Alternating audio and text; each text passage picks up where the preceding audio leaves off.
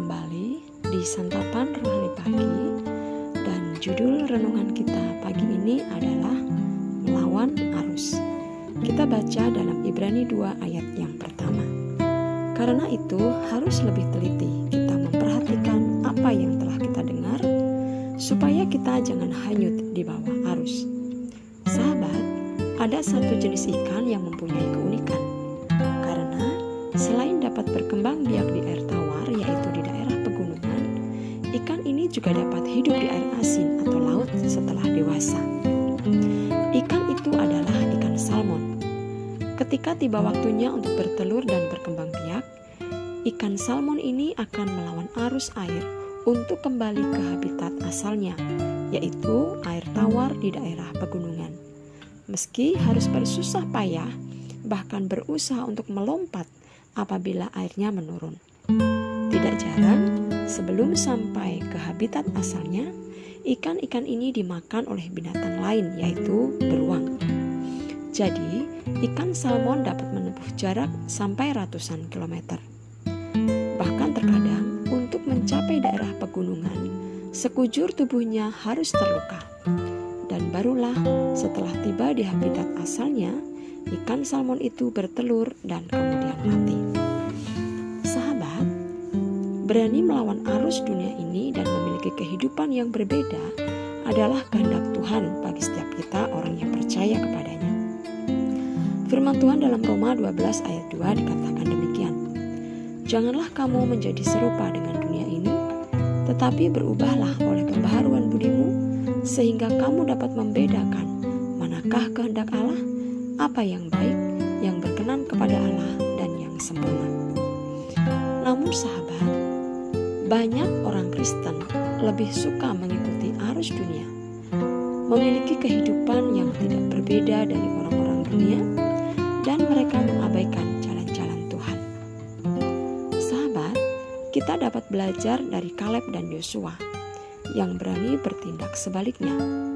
Mereka berani melawan arus saat ke-10 rekannya merasa pesimis untuk dapat masuk ke tanah Kanaan.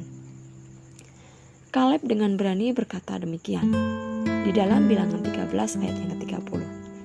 Tidak, kita akan maju dan menduduki negeri itu, sebab kita pasti akan mengalahkannya. Kaleb dan Yosua tetap berpegang pada iman dan keteguhan hatinya. Mereka menentang arus, berarti berani membayar harga, siap menanggung resiko, dan bahkan nyawa menjadi taruhannya.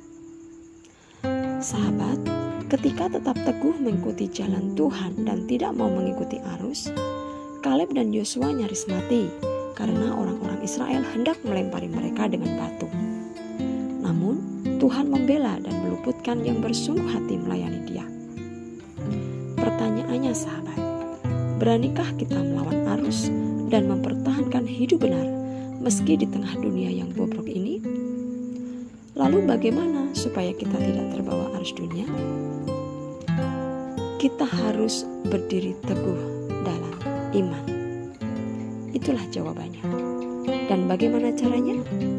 Caranya adalah kita harus selalu melekat kepada Tuhan.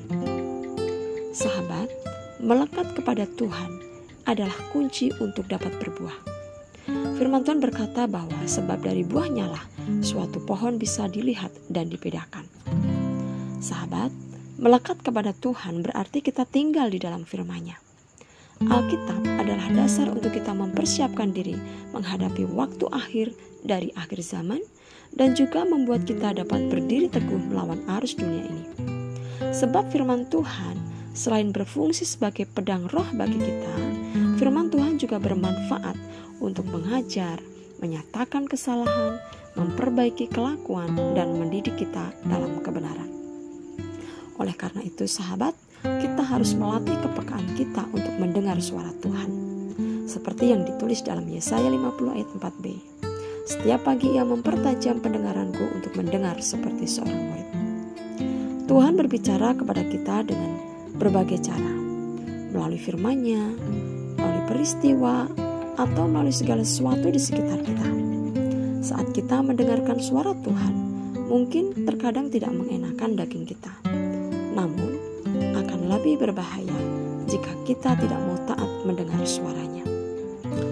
Nah sahabat, meski arus dunia semakin deras menyeret banyak orang kepada kehancuran, asalkan kita mau hidup dipimpin oleh Roh Kudus, maka kita akan tetap kuat dan tidak akan terbawa arus.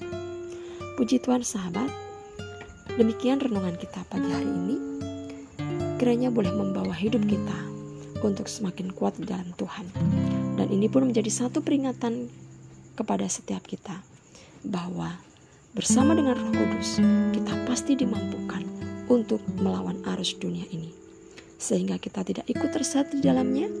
Karena pada akhirnya ketika seseorang mengikuti arus dunia, maka ia akan binasa.